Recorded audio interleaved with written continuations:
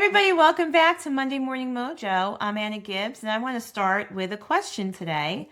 Where in your life are you saying yes when you already know the answer should probably be no? And not because you don't know better and not because you're incapable of saying no, but because something in you probably feels like you should say yes. So today we're talking about boundaries, but not in the way you might have heard about it before. We're talking about boundaries without guilt. Because if you're anything like me or the women I work with, this isn't about not knowing how to set boundaries. It's about understanding why it can feel so difficult to follow through on them. I'm excited about this conversation because it is coming right out of my upcoming book, Getting Back to You, which will be out this summer. And I wanted to take some time to have this conversation with you about boundaries. It's such an important conversation because this is probably one of the most important shifts we can make if we want to live and lead a life in alignment. Now, I can tell you that there was a time in my life, and maybe you'll recognize this, when I believed that being a strong leader meant being endlessly available. You know, if someone needed something, I stepped in. If there was a problem, I solved it. If the energy in the room felt off, I took responsibility for shifting it. And on the outside, I know that can look like great leadership. And I felt like it was. And I want to be clear to say that leadership is about helping people and leadership is about influence. And so I want to be helpful and I want to step in and I want to support. But I think what we're going to talk about today is what happens when that continues to go unmanaged. Because yes, on the outside, it is strong leadership. It looks like commitment, reliability, and strength. But over time, if we don't put guardrails in and if we don't manage our own energy and our own behavior, what can happen for a lot of leaders is it starts to feel like depletion. And the truth about this is that it doesn't happen all at once, right? It's not like you achieve some sort of limit where there's a breaking point or a dramatic moment where everything stops working. I think it's much more subtle than that. I think when we stop paying attention to our own capacity and without realizing it, we then stop protecting our boundaries. So what I've come to understand over time now is that what looks like generosity on the outside could slowly turn into self-abandonment on the inside. Why does this happen? I think because at some point, many of us learned or we assume that boundaries feel selfish. Yeah, I mean, let's just be honest about that. I think for some of us, we have a hard time establishing those boundaries because we think that we're holding back or we're reserving some part of ourselves, that it's selfish in nature for us to, not want to help all the time or say no. And so when we start to believe that if we say no, we'll disappoint someone or damage a relationship or be seen as less willing, less committed, or less capable, that can really start to play in our mind. And I think for a lot of us, especially women in leadership, I'm going to say, it can run pretty deep.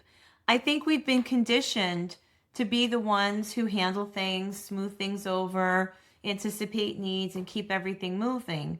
I think as women in general, we're often praised for being the one who gets it done. And over time, that becomes part of how we see ourselves. And so we keep saying yes because it feels good. We want to be helpful. We are people. But I think sometimes when you start out being a people person, you become a people pleaser if you're not able to manage those expectations.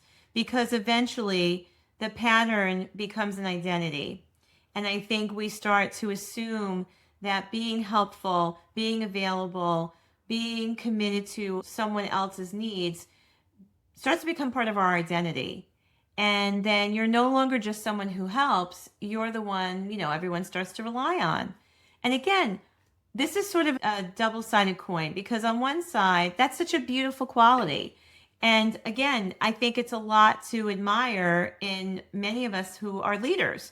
But I think it becomes a problem when it goes unmanaged because then it becomes overextending ourselves. And overextension, I think, can often show up disguised as competence, right? But there's this other layer that we don't always talk about. And I think a lot of what we carry isn't even visible. It's the emotional labor that you are exerting when you're managing that energy in a room or making sure that everyone feels comfortable around you. You're holding space for everyone. You're being mindful of people's feelings and what they need. And when that becomes automatic, I believe that's when you stop questioning whether it's actually yours to carry in the first place.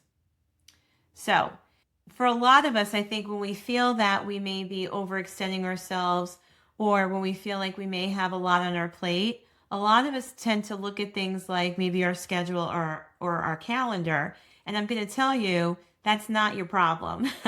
The problem is not your schedule. I think when it comes time to examining our willingness to always be available and to always say yes, or possibly the uncomfortable feeling we get around saying no, I think we have to be honest, about our feelings around it. And I think when you consider saying no, you'll feel it. You'll feel this reaction almost immediately, right? There's this pause, there's a tightening, there's a moment where you begin to second guess yourself. And you might even start thinking, oh, well, if I say no right now, what will they think? Or is this going to cause an inconvenience to someone else? Am I letting someone down? Will this hurt the relationship? And I get it. That response isn't random. I think a lot of us are wired for being someone who can help. And I think that we are also wired for belonging. I think as human beings, we have this need for connection. And so if we're wired for belonging, I think it means that our nervous system can interpret a boundary that you're trying to set as a risk to connection. So in fact, your brain is processing things all the time. And so your brain processes social rejection in a way that's very similar to physical pain. So what am I saying? What I'm saying is this: when you feel like something that you do or say could possibly disappoint someone else, even just a little, your body can respond as though something is wrong.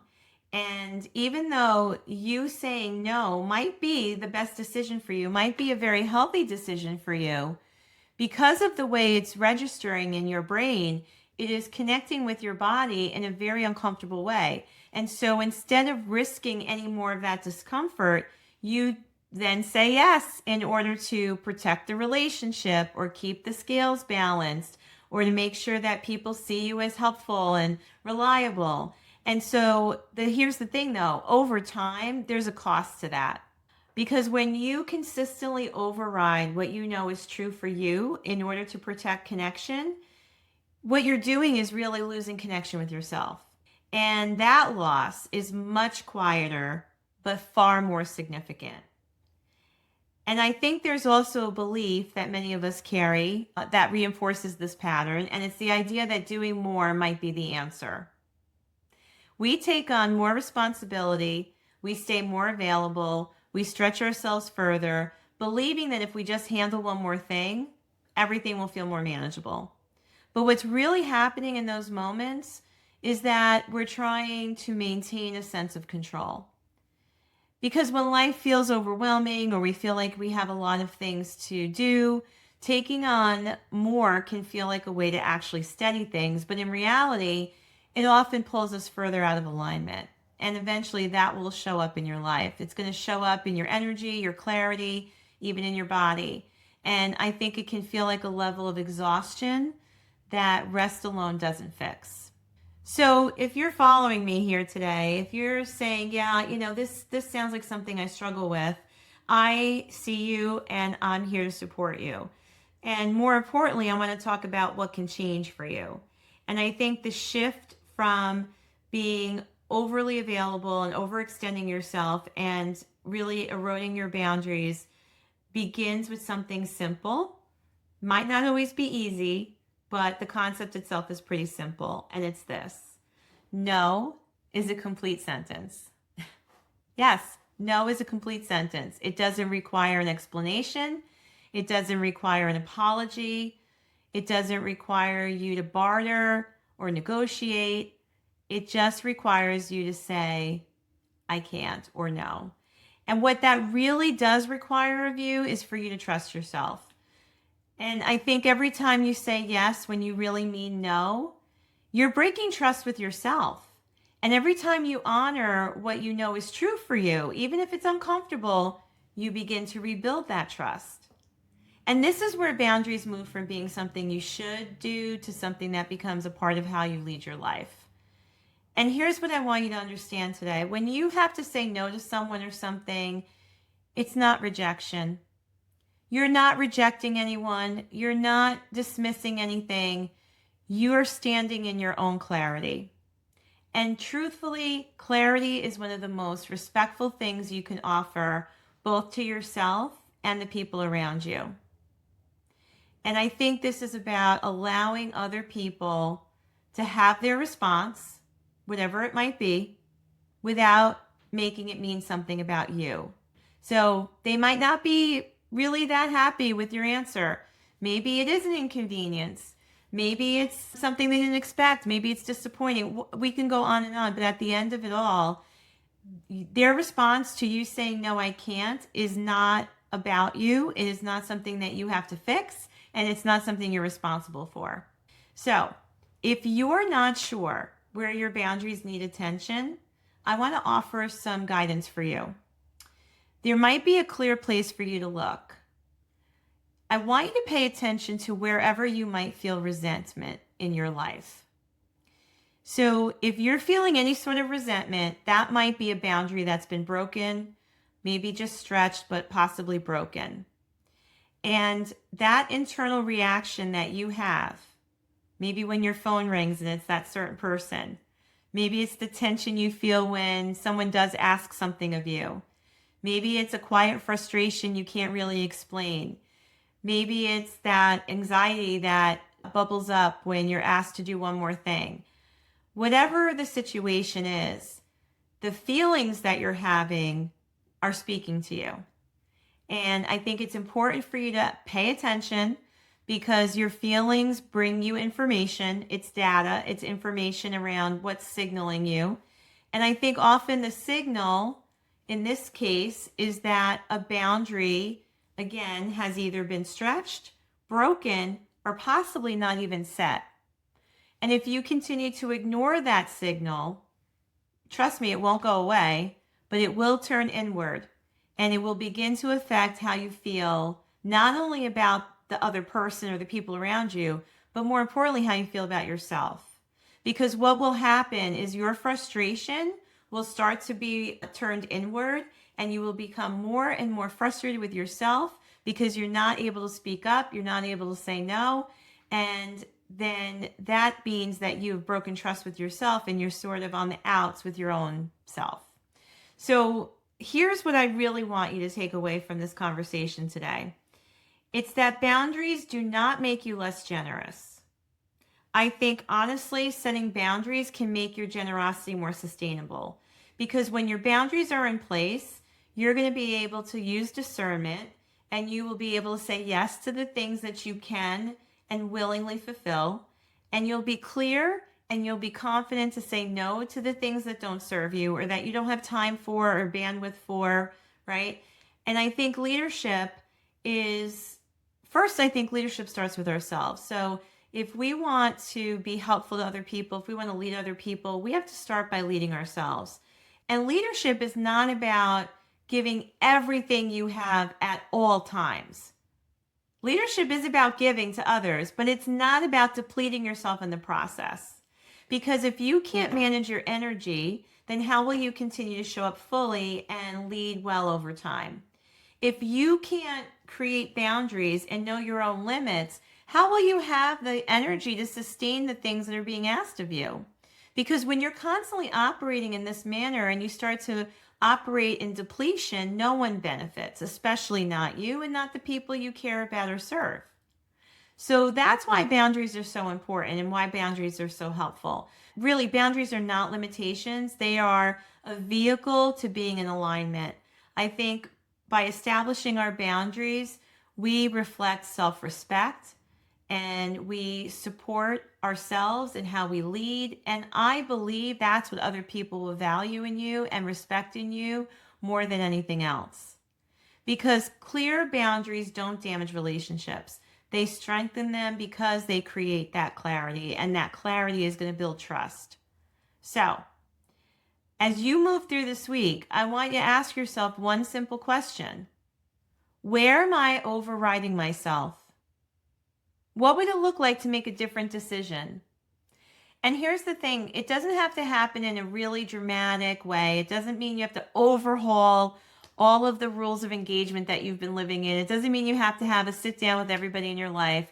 But I think as you start to become more aware of where you might be overriding yourself and overextending yourself, you can start to take a stand for your own limitations and for your own expectations and for your own capacity and be able to say no. Because I think the next level of your performance, the next level of your life, your business is never going to, you're never going to arrive by doing more. You're going to get there by being more aligned. And so I want you to be mindful of where you might have to put up some fences this week. And I would love to hear from you too. If you want to share with me some of your experiences around boundaries or some of the struggles you're having with boundaries, please reach out to me. I'm always excited to hear from you. And you can even go to, I'll put the link in the show notes. You can go to my Calendly. It's calendly.com/Anna Gibbs and set up a discovery call with me. Set up an appointment to talk a little bit about this. I'm always willing to do that. And so, I think also if this resonated with you, share it with someone who might need to hear it. Because please don't think that you're the only one struggling with this. We've all struggled with this. And that's why I wanted to take some time to talk with you today. And if you're ready to go deeper into this work, as I said, Getting Back to You will be coming out this summer, and it's all about reconnecting with who you are so you can live and lead in alignment. And I'm excited to share that with all of you. And you can visit me at coachannagibbs.com for more resources, coaching, and support. I trust that this really came at the perfect time for you. So I am excited for you to begin working on this. I wish you an amazing week, and I'll see you here in the next episode. Thanks for joining me.